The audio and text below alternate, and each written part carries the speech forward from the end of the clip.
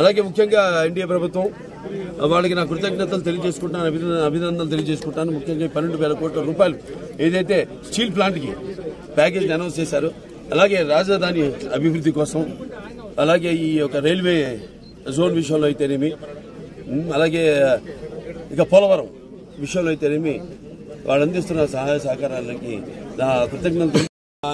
ఇలా అభివృద్ధి బాగా భౌగోళికంగా చూస్తే హిందూపురానికి మంచి భవిష్యత్తు. సో ఇప్పుడు మొన్న మా ఫైల్స్ కూడా నేను మూవ్ అవుతున్నాయి. మొన్న 92 కోట్లు ఏదైతే ఈ యొక్క రోడ్స్ వాటికి స్పెషల్ డెవలప్మెంట్ ఫండ్ కింద సీఎం గారు మంజూరు చేస్తున్నారు.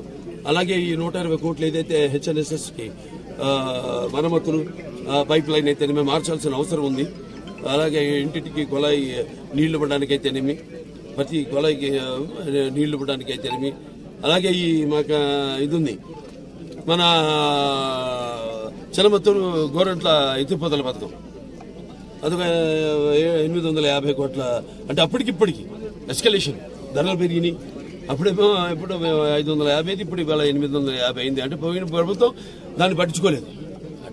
ఇక ముందు దాన్ని బాగా అభివృద్ధి చేస్తామని వాళ్ళకి గిట్టుబాటు ధరలు రైతులకు వచ్చేలా. ఎందుకంటే ఈ మధ్య చూస్తే కొంచెం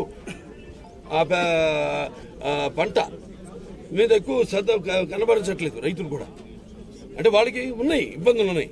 ఆ ఇబ్బందులు ఏంటంటే ఇంతకుముందు వాళ్ళకి ఉన్న బకాయిలు అయితేనేమి, ఇన్సెంటివ్స్ అవన్నీ కూడా మా చర్చించడం జరిగింది ముఖ్యమంత్రి గారితో. త్వరగతిని సెరికల్చర్ను కూడా డెవలప్ చేసి తప్పకుండా మొత్తం సర్వతోముఖ అభివృద్ధి, హిందూపురం సర్వతోముఖ అభివృద్ధికి నా వంతు కృషి చేస్తాను తెలియజేసుకుంటూ సెలవు తీసుకుంటాను. ఇక్కడ ఇప్పుడు ప్రభుత్వం ఎన్నో పథకాలను తీసుకొస్తుంది, రూపొందిస్తుంది, ముందుకు తీసుకొస్తుంది. కానీ దాన్ని ప్రజల్లోకి తీసుకెళ్లేది, ఇంప్లిమెంట్ చేసేది అధికారులు, బ్యూరోక్రాట్స్. అంటే ఇక్కడ నేను అనేది ఏంటంటే ప్రభుత్వానికి బ్యూరోక్రాట్స్కి ఎటువంటి తేడా లేదు. అందరూ ప్రజల సేవ చేయడానికే. ఆనాడు ఆయన అన్నట్టు రామారావు సమాజమే దేవాలే, అందులో ప్రజల దేవుళ్ళు, నేను అందులో అర్చుకునేలాగా మేమంతా ఈ సమాజానికి పనిచేయడానికి అర్చుకున్నాం. సో నేను అప్పుడు అధికారంలో ఉన్నప్పుడు, ఫస్ట్ విభజన అయినప్పుడు రాష్ట్రం, తర్వాత అధికారం లేనప్పుడు కూడా వారెంతో సహకారాలు అందించారు నాకు.